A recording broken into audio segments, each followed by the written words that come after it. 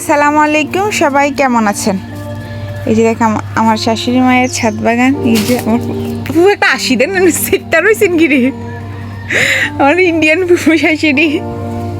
তারপর এদিকে আম্মুর গাছের যত্ন করতেছে। আমার বাচ্চা কাচ্চারে রাখতে যেয়ে উনি ছাদের এত সময় দিতে পারে না।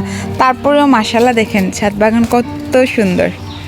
এই যে ফুল গাছ আছে, এটা আমার ননদের ছাদ বাগান। তবে ও এখন বিয়ে টিয়ে হইয়া জামাই রহমতে মালয়েশিয়াতে আছে, সবাই দোয়া করবেন। আর এখানে হচ্ছে যে খেতে থেকে আনছে যে মরিচ গাছ। এই যে যত করতেছে জানি দিতে যে লন তারে দিতে যে ধরেন তারে যারা গাছ। এই হচ্ছে মরিচের দানা ফেলাইছিল। এই যে দেখেন মাশাআল্লাহ আসছে মরিচ গাছ আসছে। এই যে আদা গাছ। আমার ছেলে ছোট তো হেরে রাখতে চেয়ে ছাদের তো সময় দিতে পারে না। তবে আমরা অবসর সময় যেভাবেই কাটাই, আমার শাশুড়ি মায়ের অবসর সময় ছাদ বাগানেই যায়। জি আমাদের জলপাই গাছ মাশাআল্লাহ জলপাই বড় হয়েছে, এখন গাছ থেকে জলপাই পাইকে পাইকে পড়তেছে। তারপরে হচ্ছে আমাদের জাম্বুরা গাছ।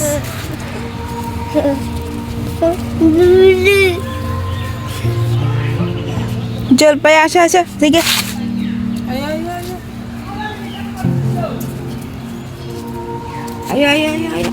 তারপরে এই যে দেখেন আমাদের ছাদ বাগানে বড়ি গাছটা মাশাআল্লাহ বড়ি আসছে। এগুলো হচ্ছে অ্যাপেল বড়ি। যে মরিচ এটা হচ্ছে এই নতুন আনছে আমরা গাছ, 12 মাসের আমরা। তো পাতাগুলো ছড়িয়ে গেছে, লাগানোর পর দেখা যাক আল্লাহ যদি বাঁচাই রাখে তাইলে হয়েছে। এই যে মরিচ আসছে, এদিকে আছে মিহিদি গাছ। এই যে আমাদের বাঁশঝাড়।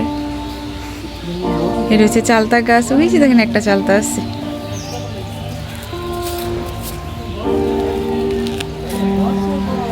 তারপর এই যে এইখানে দেখেন কি এটা হচ্ছে যে এই যে বাসা যা আছে তো শাকসবজির সব কিছুর বাসা। তারপরে এখানে গোবর বালু তারপর আছে মাটি একসাথে এগুলো হয়ে যায়, আটকাই যায় নাকি, এই জন্য বালু সহ দেয় যাতে না হয়। আর এটা দিয়ে ঘুরে রাখে যেন তাড়াতাড়ি এগুলা হয়ে যায়। আপনাদের কেমন লাগছে আমার আদা গাছগুলো বললেন? আদা গাছগুলা ইনশাল্লাহ 3-4 মাস পরে তুলবে। ভালো লাগলে আমার চ্যানেলটিতে অবশ্যই সাবস্ক্রাইব করে যাবেন, একটা লাইক দিয়ে যাবেন। আজ এ পর্যন্তই, আল্লাহ হাফেজ।